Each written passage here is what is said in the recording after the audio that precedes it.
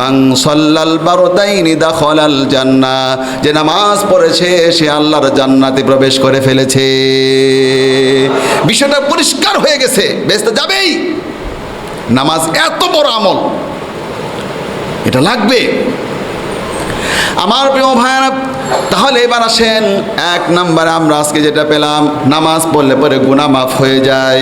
2 number আমরা পেলাম, নামাজ পড়লে পরে জান্নাতের প্রতিশ্রুতি পাওয়া যায়। 3 নাম্বার হলো নামাজ পড়লে পরে জাহান্নাম থেকে মুক্তির প্রতিশ্রুতি পাওয়া যায়।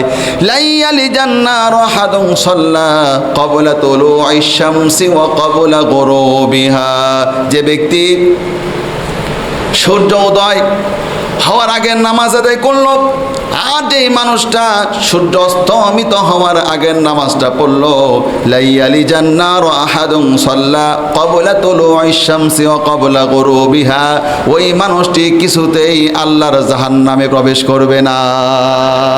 তাহলে আমার প্রিয় ভাইরা, যারা আজকের বক্তব্য শুনতেছেন, নিয়ত করেন 1 ওয়াক্ত নামাজ বাকি জীবনে কোনো দিন আপনি ফেলে দিবেন না। এটা মিজানের পাল্লায়, নামাজের ইবাদতটা অবশ্যই মিজানের পাল্লায় উঠাতে হবে। আলা আদুল্লুকুম, দিচ্ছে আল্লাহ নবী, দেখেন কি দিচ্ছে।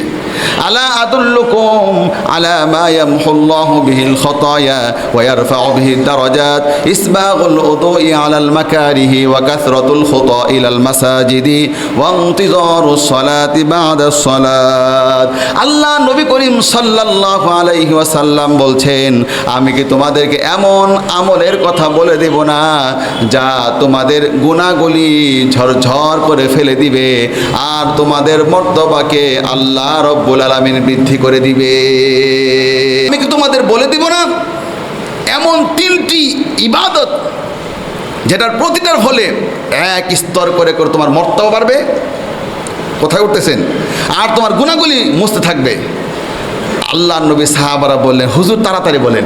এবার রাসূল বলছেন, ইসবাগুল উদুই আলাল মাকারিহি, উযুর সময় খুব সুন্দর করে উযু করবা, ওজুটা খুব ভালো করে করবা।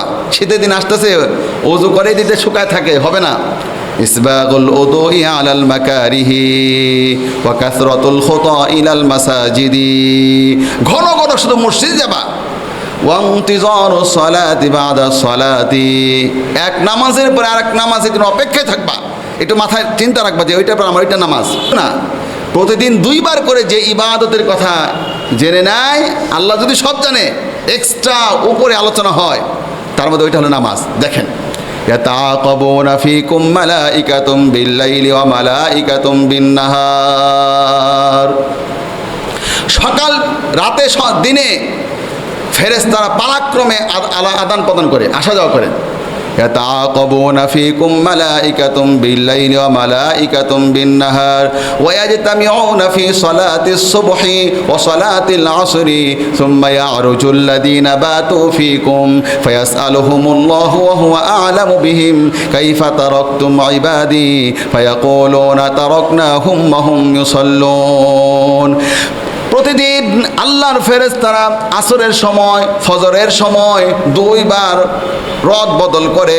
রাতের বেলা যারা ডিউটি করে, সকালবেলা তারা চলে যায়, ফজরের নামাজের পরে চলে যায়। সারাদিন যারা ডিউটি করে, আসরের সময় তারা চলে যায়। এই 2 ফেরেশতাদের একত্রিত হওয়ার সময় হলো আসর এবং ফজর। আল্লাহর কাছে গেলে তারপরে প্রশ্ন করে, আমার বান্দাদের কোন অবস্থায় রেখে এসেছ?